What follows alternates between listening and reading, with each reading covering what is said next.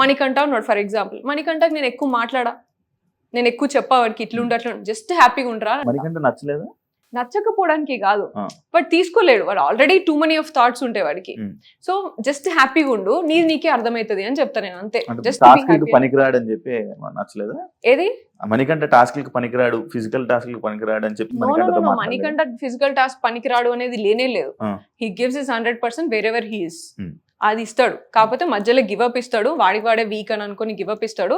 But I never told like task పనికిరాడు అని కాదు, వాడు ఎమోషనల్లీ వాడు తీసుకోలేడు, టూ మచ్ ఆఫ్ గైడెన్స్ తీసుకోలేడు. అండ్ అందరు ఇస్తారు వాడికి, ఎక్కడికి వెళ్తే అక్కడికి వాడికి క్లాస్ బిక్ పంపిస్తూనే ఉంటారు వాడికి. సో నా దగ్గరికి అట్లీస్ట్ వచ్చినప్పుడు what I thought is like first డేనే వాడు చెప్పడానికి ఎవరు పడితే వాళ్ళు చెప్పడం, first day and second like half first day entrance లోనే వాడు చెప్పడానికి ఎవరితో చెప్తే నేను వినే స్టేజ్ లో నేను లేను అనేసి డైరెక్ట్ గా చెప్పేశాడు వాడు. But then he treated me a sister. నేను ఏదైనా ఉంటే చెప్పాలి కాబట్టి, అరే నువ్వు కొంచెం కంట్రోల్ చేసుకో అండ్ యూనో హ్యాపీగా ఉండు అని మాత్రమే చెప్పేది, ఎక్కువ చెప్పకపోయేది. So everybody like, and you know I told you I guided few girls also. Manipulate అని అనొచ్చు, మీరు మ్యానిపులేట్ చేస్తున్నారే వాళ్ళని అనొచ్చా? దాన్ని గైడెన్స్ కాకుండా మ్యానిపులేట్ చేశారు, లైక్ ఏంటిది సిగరెట్ తాగకుండా ఉండడము మ్యానిపులేట్ చేయడమా, సిగరెట్ తాగకుండా ఉండమా, ప్రెషర్ తాగకుండా ఉండు అని చెప్పడం మ్యానిపులేట్. వాళ్ళు కేరింగ్ చూపిస్తున్నారు, లైక్ వాళ్ళని మన దారిలోకి వాళ్ళని తీసుకురావాలంటే ఇలాంటి సలహాలు, లైక్ ఇలాంటి మంచిగా చూపిస్తేనే కదా వాళ్ళు మన దారిలోకి వస్తుంటారు. అంటే వాళ్ళని ప్రేమ ఉన్నట్టు ఇలా చెప్తుంటే ఇలా వాళ్ళని మైండ్ మార్చడమే కదా. నాకు దారిలో తెచ్చుకొని చేసే పని ఏమన్నా నాకైతే కనబడలేదు, అంత నాకు చేయాల్సిన అవసరం కూడా రాలే. అట్లా చేసుకోవాలంటే నాకు ఎంతసేపు పడుతుంది, 11 మందిని అవుట్ రైట్ పోయిన వెంటనే నేను చేసుకుండాల్సింది కదా, కానీ నేను చేసుకోలేదు. I grieve over a period of time. నాకు అన్ని కూడా నా బాండ్స్ కానీ నా connections over a period of time అయినాయి. అండ్ అందరూ ఐసోలేట్ చేస్తున్నప్పటికీ కూడా అగేన్స్ట్ ఆల్ ఆడ్స్ నాకు ఈవెన్చువల్లీ వన్ వీక్ ఒకరొకరు మంచిగా కనెక్ట్ అయ్యి అర్థం చేసుకోవడానికి ట్రై చేసి ఉన్నారు. ఐ ఆల్వేస్ బిలీవ్డ్ కి నన్ను ట్రూగా నన్ను నమ్మి నా ఎగ్జాక్ట్ రియాలిటీ ఏంటి, నా ఎగ్జాక్ట్ క్యారెక్టర్ ఏంటి, నన్ను నచ్చితే లైఫ్ లాంగ్ నచ్చాలా, అదే నమ్ముతా నేను రియల్ లైఫ్ లో. అక్కడ కూడా నమ్ముతా. నువ్వు ఏదో నేను పైకి చూపించి పోయి ఇలా అమ్మ ఇట్లా అని చెప్పేసి ఏదో సాఫ్ట్ గా మాట్లాడి దాని తర్వాత నేను నామినేషన్స్ కి వచ్చి ఓ సూపర్ ఇట్లా ఇచ్చేసి, this is not the way I am. మీరు ఉండే విధానం, మీ క్యారెక్టర్ గానీ హౌస్ లోని వాళ్ళిద్దరికి నచ్చింది, మీ గైడెన్స్ వాళ్ళకి నచ్చింది, కానీ బయట ప్రేక్షకులకు నచ్చలేదు కదా. నేను ప్రేక్షకులకి నచ్చలేదు అంటే నచ్చిన వాళ్ళు కూడా ఉన్నారు దాంట్లో, బట్ ఐ మీన్ నేను పోయి ఉన్నది నేను ప్రేక్షకులకి నచ్చాలి లేకపోతే ఇట్లా నచ్చే విధంగా ఉండాలి అనేది నేను లేను. మరి మీకు ఓట్లేసేది ఎవరు? ప్రేక్షకులే ఓటేస్తారు.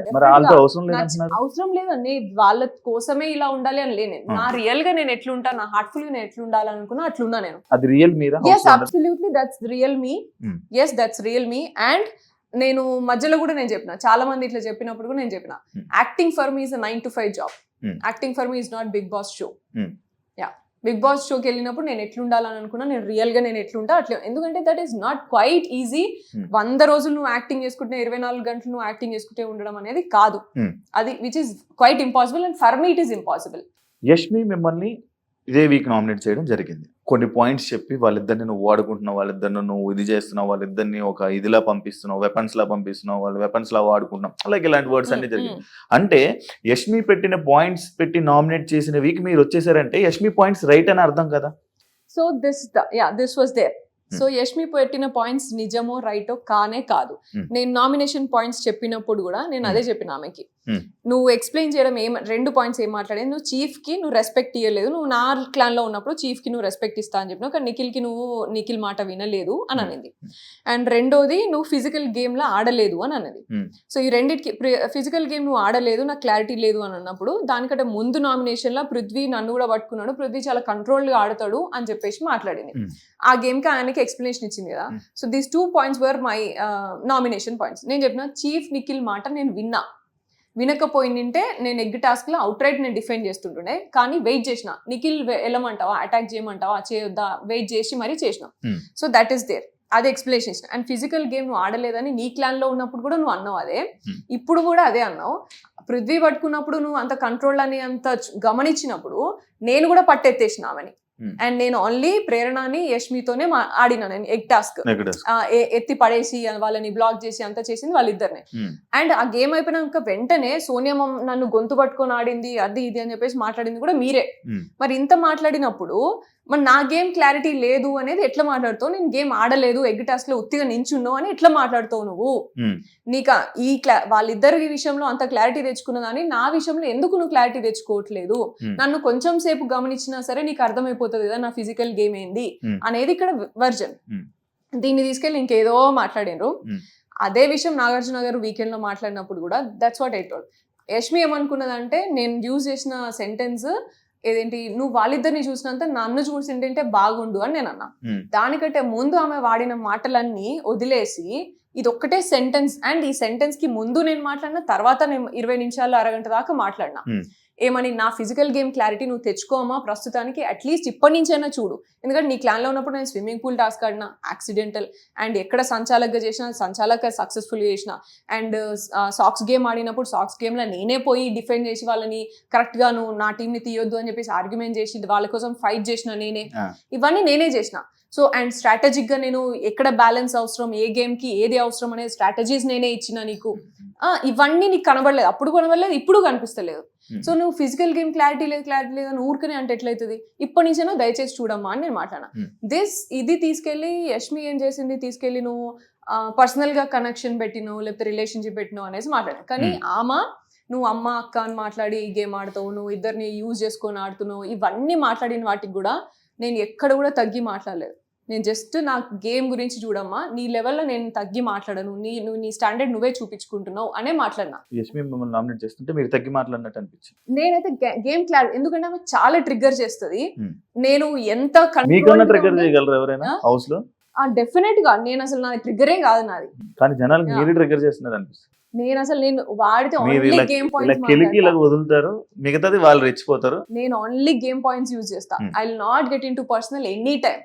అండ్ దానికంటే ముందు రోజు night Yashmi was sharing something with me. అప్పుడు కూడా నేను చెప్పిన, నువ్వు ఏదున్నా నాతో షేర్ చేసుకోవచ్చు, నువ్వు ఎప్పుడు కూడా నువ్వు ట్రస్ట్ చేయొచ్చు, పర్సనల్ థింగ్స్ ఏవి కూడా నాకు నామినేషన్ గ్రౌండ్ లో రావు అని చెప్పిన.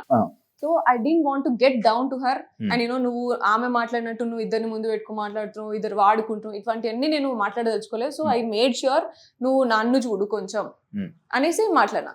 సో అది నువ్వు నాగార్జున సార్ మాట్లాడినప్పుడు కూడా సార్ కూడా అదే స్ట్రెంగ్తన్ చేసిండు కాబట్టే నేను డిసప్పాయింట్ అయ్యి I don't want to stay. Saturday episode లో కూడా అదే ఫోకస్ అయింది. అయినప్పుడు కూడా సార్ నా ఇంటెన్షన్ అది కాదు, I was very clear and I'm very clear. నాకు నిఖిల్ వచ్చి చెప్పేదాకా కూడా నాకు తెలీదు ఇట్లా అర్థం చేసుకుంది అని. అండ్ నిఖిల్ వచ్చి చెప్పినప్పుడు కూడా నిఖిల్ గురించి నిఖిల్ ఏమన్నాడు అంటే, మన ఫ్యామిలీలో ఎట్లా పోర్ట్రే అవుతున్నాయి కదరా అని పృథ్వీతో అన్నాడు. ఆ విషయం తెలిసి నేను ఆ రోజు నైట్ అంతా బాధపడ్డా. నెక్స్ట్ డే పోయి అమ్మాయి ఎట్లా సెన్సిటివ్ గా ఫీల్ అయింది అంటే, I definitely have to address this అని నెక్స్ట్ డే పోయి సారీ చెప్పిన ఆమెకి. యష్మి నువ్వు ఇట్లా తీసుకుంటే మాత్రం I'm really sorry and I clearly told, like పృథ్వీని అడిగినప్పుడు కూడా నేను క్లియర్గా ఉన్నా, నీకేమైనా ఉందా అని చెప్పేసి డైరెక్ట్ అడిగినా వాడు లేదు అన్నాడు. దట్ మస్ట్ హ్యావ్ పోర్ట్రేట్, అది అక్కడ క్లియర్ అయిపోయింది. ఇక్కడ నేను మళ్ళీ చెప్తున్నా, నేను అసలు అక్కడికి నా థాట్ అక్కడ పోలేదు. That was not my intention. ఒకవేళ నువ్వు అట్లా ఫీల్ అయితే సారీ అని కూడా చెప్పిన నేను. ఇవన్నీ వదిలేసి ఈ సెంటెన్స్ వాడినావు అని చెప్పేసి మాట్లాడారు వీకెండ్ లా. I told my explanation. Even then conclusion was not right. Nagarjuna sir is like father figure and judgement, like evening like Saturday weekend ఎప్పుడు వస్తుంది సార్ ఏం చెప్తారు అని వెయిట్ చేస్తాం మనం లోపల ఉన్నప్పుడు. సో అంత ఉన్నప్పుడు నువ్వు ఎట్లా రాంగ్ థింగ్ ని స్ట్రెంగ్తన్ చేస్తావు అనేది నాకు నచ్చలేదు అక్కడ. That's when I dropped out. Like వీళ్ళు, ఎందుకంటే దానికంటే ముందు వీక్ కూడా నిఖిల్ నన్ను అడగలేదు, తినడం అని అడగలేదు కాబట్టి అలిగింది అని మాట్లాడారు. అది విచ్ ఇస్ నాట్ ట్రూ. అది కూడా అంతే, ముందు వెనకాల కట్ చేసుకుని మీరు చూపించారు వాళ్ళు. నేనేమనుకో సరే పోనీలే, చిన్న ఎలిమెంటే కదా, చిన్నది కదా, సరే షో కోసం కాంటెంట్ కోసం పెట్టుకున్నారు కావచ్చు, దట్ ఈస్ ఫైన్ లే, అలిగితే తప్పేమో, దానిలో ఏం పెద్ద బ్యాడ్ కాదు కదా అని చెప్పేసి ఊరుకున్నా నేను.